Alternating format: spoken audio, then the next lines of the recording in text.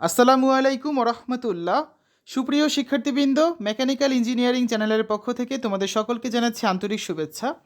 এই ভিডিওটা তৈরি করছি ষষ্ঠ শ্রেণীর শিক্ষার্থীদের জন্য। 2025 সালে ষষ্ঠ শ্রেণীর গণিত বইয়ের প্রথম অধ্যায় স্বাভাবিক সংখ্যা ও ভগ্নাংশ এর দ্বিতীয় পর্বে আজকে আমরা বেশ কিছু সমস্যার সমাধান করব। পিন কমেন্টে প্রত্যেকটি ক্লাসের প্লেলিস্টের লিঙ্ক দেওয়া আছে, তোমরা সেখান থেকে চাইলে যার যে বিষয়ের ভিডিও দরকার খুব সহজেই দেখে নিতে পারবে। প্রথম অধ্যায় স্বাভাবিক সংখ্যা ও ভগ্নাংশ আমরা গত ক্লাসে অর্থাৎ প্রথম পর্বে প্রথম 3টি পৃষ্ঠা নিয়ে আলোচনা করেছি। প্রত্যেকটা টপিক তোমাদের এখানে ভালো করে বুঝিয়ে দিয়েছিলাম। আর যারা দেখোনি আগের ভিডিওটা, কমেন্টে লিঙ্ক দেওয়া আছে, সেখান থেকে চাইলে তোমরা ভিডিওগুলো কিন্তু দেখে নিতে পারবে, ঠিক আছে? এই উদাহরণ 1, 2, 3 এগুলো সব আমরা গত ক্লাসে করেছি। আজকে আমরা এই উদাহরণ 4 থেকে আলোচনা শুরু করব। এটা হচ্ছে দ্বিতীয় পর্ব এই প্রথম অধ্যায়ের। একই অঙ্ক মাত্র একবার ব্যবহার করে 8, 0, 7, 5, 3, 4 এই 6টি অঙ্ক দ্বারা 6 অঙ্কের বৃহত্তম ও ক্ষুদ্রতম সংখ্যা গঠন করো। দেখো, অঙ্কপাতনে যে কোনো অবস্থানে বৃহত্তর অঙ্কের স্থানীয় মান ক্ষুদ্রতর অঙ্কের স্থানীয় মান অপেক্ষা বড় হবে। তাহলে আমরা বড় থেকে ছোট সাজায় আগে 8, তারপর 7, তারপর 5, 4, 3, 0 এই যে। সুতরাং বড় থেকে ছোট ক্রমে অঙ্কপাতন করলে বৃহত্তম সংখ্যাটি পাওয়া যাবে এবং বৃহত্তম সংখ্যাটি হচ্ছে কত? 8,75,430। আবার যদি ছোট থেকে বড় সাজাই আমরা 0, 3, 4, 5, 7, 8 সাজালাম, কিন্তু প্রথমে তো 0 দেওয়া যাবে না, তাই না? সংখ্যাটি ছোট থেকে বড় ক্রমে অঙ্কপাতন করলেই ক্ষুদ্রতম সংখ্যাটি পাওয়া যাবে, কিন্তু সর্ববামে 0 বসালে প্রাপ্ত সংখ্যাটি অর্থবোধক 6 অঙ্কের না হয়ে সংখ্যাটি 5 অঙ্কের হবে। কারণ যদি আমরা বসে কী দেওয়া হতো, তাহলে 0, 3, 4, 5, 7, 8 এর মানে কত? 34,578। এই শূন্যর কিন্তু কোনো ভ্যালু নেই, এই জন্য প্রথমে 0 বসানো যাবে না। 0 থেকে বড় যেটা, তার মানে কত? 3 বসাতে হবে। অতএব 0 বাদে ক্ষুদ্রতম অঙ্কটি সর্ববামে লিখে প্রথমে বাম দিকে লিখব, তারপর হচ্ছে আমরা 0 সহ অন্যান্য অঙ্কগুলো ছোট থেকে বড় ক্রমে লিখলে ক্ষুদ্রতম সংখ্যাটি পাওয়া যাবে। প্রথমে লিখব 3, তারপর 0, তারপর এই 4টা, এই যে 3,04,578। ক্লিয়ার? পরবর্তী টপিক দেখি 1.3 আন্তর্জাতিক গণনা পদ্ধতি। এই পদ্ধতিতে একক থেকে বিলিয়ন পর্যন্ত স্থানগুলো নিচের নিয়মে পরপর এভাবে সাজানো হয়। প্রথমে থাকে বিলিয়ন, তারপর থাকে মিলিয়ন, তারপর থাকে হাজার, তারপর শতক, তারপর দশক, তারপর হচ্ছে একক। তাহলে দেখো কত হচ্ছে? এককে 1, দশকের ঘরেও 1, শতকের ঘরে 1, হাজারের ঘরে 111, মিলিয়নের ঘরে 111, বিলিয়নের ঘরে 111, ঠিক আছে? তার মানে একক, দশক ও শতকের ঘরের অঙ্কগুলো আমাদের দেশীয় রীতিতেই পড়া ও কথায় প্রকাশ করা হয়। শতকের ঘরের বাম দিকের ঘরটি হাজারের। হাজারের ঘরে অনূর্ধ্ব 3 অঙ্ক বিশিষ্ট সংখ্যা লেখা যায় এবং যে সংখ্যা লেখা হয় তা তো হাজার পড়া হয়। কিন্তু আমাদের দেশীয় নিয়মে আমরা জানি কত? হাজারের ঘরে 2 অঙ্ক লেখা যায়, আর আন্তর্জাতিক নিয়মে 3 অঙ্ক লেখা যায়। যেমন উপরে প্রদত্ত ছকে হাজারের ঘরে লিখিত সংখ্যাটি 111, তাহলে পড়তে হয় কি? 111,000। হাজারের ঘরে বাম দিকের ঘর মিলিয়নের এবং এই ঘরে অনূর্ধ্ব 3 অঙ্ক বিশিষ্ট সংখ্যা লেখা যায়, এই যে এটা, ঠিক আছে? যে সংখ্যা লেখা হয় তত মিলিয়ন পড়া হয়। যেমন ছকে লিখিত সংখ্যা হলো 111 এবং পড়তে হয় 111 মিলিয়ন। মিলিয়নে বাম দিকে ঘর হচ্ছে বিলিয়ন, সেখানেও সেম, যে সংখ্যা লেখা হয় তত বিলিয়ন পড়া হয়। যেমন ছকে লিখিত সংখ্যা 111 এবং পড়তে হয় কি? 111 বিলিয়ন। এই পুরোটা যদি একসাথে পড়ি আমরা কি দাঁড়াচ্ছে? 111 বিলিয়ন, 111 মিলিয়ন, 111,000, 111। কোনো সংখ্যা শুদ্ধভাবে ও সহজে পড়ার জন্য যে রীতিতে ডান দিক থেকে 3 অঙ্ক পরপর কমা বসানো হয় তা আন্তর্জাতিক গণনা পদ্ধতি।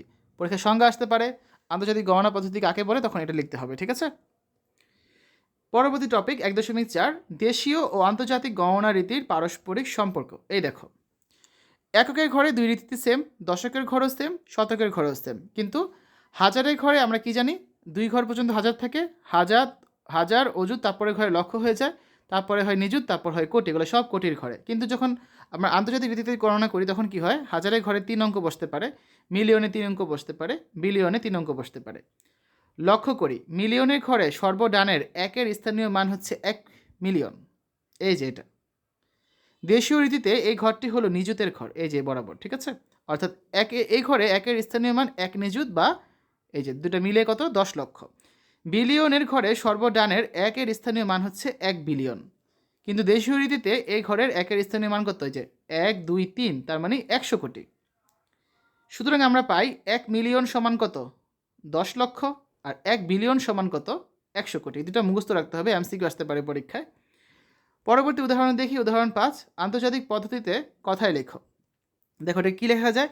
আগে আমরা ডান দিক থেকে 3 অঙ্ক পরপর কমা বসিয়ে কী পাই দেখি। এই যে 3 অঙ্ক আগে কমা বসালাম, 0 0 4-এর আগে, এই 4-এর আগে কমা, তারপরে 3-এর আগে কমা, এই যে 204। কী দাঁড়াচ্ছে দেখো, 204 বিলিয়ন 300 মিলিয়ন 432,004। সুতরাং সংখ্যাটিকে এক কথায় প্রকাশ করলে কী দাঁড়ায়? 204 বিলিয়ন 340 মিলিয়ন 432,004, যেটা বললাম সেটাই। দেখেছ? উদাহরণ 6, ক নম্বরে কী আছে? 5 মিলিয়নে কত লক্ষ? 1 মিলিয়নে যদি 10 লক্ষ হয়, 5 মিলিয়নে কত? 5 গুণ 10, তার মানে 50 লক্ষ। আর খ নম্বরে আছে 500 কোটিতে কত বিলিয়ন? দেখো, 1 বিলিয়নে 100 কোটি, তার মানে 100 কোটিতে 1 বিলিয়ন। তাহলে 1 কোটিতে কত বিলিয়ন? 1/100। আর 500 কোটিতে কত বিলিয়ন? 500/100, তার মানে 5 বিলিয়ন। ক্লিয়ার? এই হচ্ছে আমাদের উদাহরণ 6 করলাম। এরপরে রয়েছে আমাদের অনুশীলনী। আজকে আমরা অনুশীলনীর 1 নাম্বারটা করব, বাকিগুলো আমরা পরে ক্লাসে করে দিব। তো 1 নাম্বারটা দেখো, আমি পাশে এখানে উত্তর লিখে দিচ্ছি। প্রথমে যেটা আছে, নিচের সংখ্যাগুলো অঙ্কে লেখো। 20,070, এটাকে কী লেখা যায়? আমি নিচে অ্যান্সারগুলো লিখি। 20,070। তারপর এটা হচ্ছে 30,008, ঠিক আছে? এটাকে লেখা যায় কত? 30,008। তারপরে আছে 50,400, 50,400। 1 নাম্বার শেষ। আসো খ নাম্বারটা দেখি। 4,05,000, এই যে 4, তারপর 5,000 বলেছে, এই যে 4,05,000। 7,02,075, এই দেখো 7 লক্ষ, তারপর হচ্ছে 2,075। 3 নাম্বারটা করি। 76,09,070, 76 লক্ষ, তারপর হচ্ছে 9,000 এবং কত? 70। 30,09,004, 30 লক্ষ, তারপর কত আছে? 904। হাজারের ঘরে কিছু নেই, হাজারের ঘরে লিখিও নি। ক্লিয়ার? তারপর একটা ঘ নাম্বার, একটাই আছে, ডান পাশে লিখে দিব। 5,03,02,007, এই যে 5,03,02,007।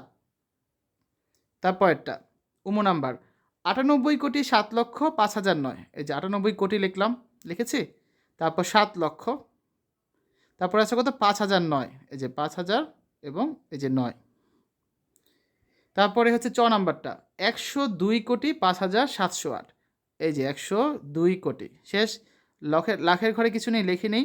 5,708, এই যে 5,000, তারপর কত? 708। তারপরে আছে ছ নাম্বার, 955,07,90,000, এই যে 955 কোটি, তারপর 7 লক্ষ, হাজারের ঘরে কিছু নেই, দশকের ঘরে, শতকের ঘরে নেই, দশকের ঘরে আছে, এই যে 90। তারপর এটা জ নাম্বার, 3,500 কোটি 85,09,21, দেখো ঠিকমতো লিখি।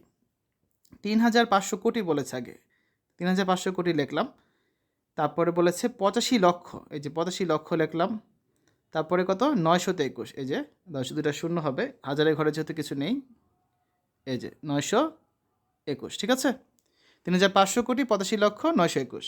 সর্বশেষ যেটা আছে আন্তর্জাতিক পদ্ধতিতে, 50 বিলিয়ন 301 মিলিয়ন 538,000। তাহলে আমরা লিখি 50 বিলিয়ন 301 মিলিয়ন 538,000, 538, তারপর হলো 3টা শূন্য। ক্লিয়ার? এটা হচ্ছে আমাদের আন্তর্জাতিক পদ্ধতিতে ছিল, বাকিগুলো আমাদের দেশীয় পদ্ধতিতে আমরা করেছি। তাহলে 1 নাম্বারটা সমাধান আমরা করে ফেললাম। তো আজকে আলোচনা এই পর্যন্তই থাক। আগামী ক্লাসে আমরা হচ্ছে 2 নাম্বার থেকে বাকি সমস্যাগুলো সমাধান করে দিব। আরও বেশ কিছু সমাধান আছে, এগুলো আমরা আগামী ক্লাসে বা আরও 2টা ক্লাসে লাগলে আমরা করে দিব। তারপর হচ্ছে আমরা পরের টপিকে চলে যাব। তো শিক্ষার্থীরা, আজকের এই ভিডিওতে তোমরা দেখলে 6ষ্ঠ শ্রেণীর গণিত 2025 সালে যে বইটি দেওয়া হয়েছে, তার প্রথম অধ্যায়ের স্বাভাবিক সংখ্যা ও ভগ্নাংশের 2য় পর্ব, যেখানে আমরা বেশ কিছু টপিক বুঝেছি, উদাহরণ করেছি এবং অনুশীলনীর কয়েকটা সমাধান করেছি। তোমরা যারা এখনও অন্যান্য বিষয়ের ভিডিওগুলো দেখোনি, পিন কমেন্টে হচ্ছে প্রত্যেকটি ক্লাসে প্লেলিস্টের লিঙ্ক দেওয়া থাকবে, তোমরা সেখান থেকে যার যে বিষয়ের ভিডিও দরকার খুব সহজেই দেখে নিতে পারবে। আমাদের চ্যানেলের অন্যান্য ভিডিওগুলো দেখার আমন্ত্রণ জানিয়ে আজ এখানে বিদায় নিচ্ছি। আল্লাহ হাফেজ।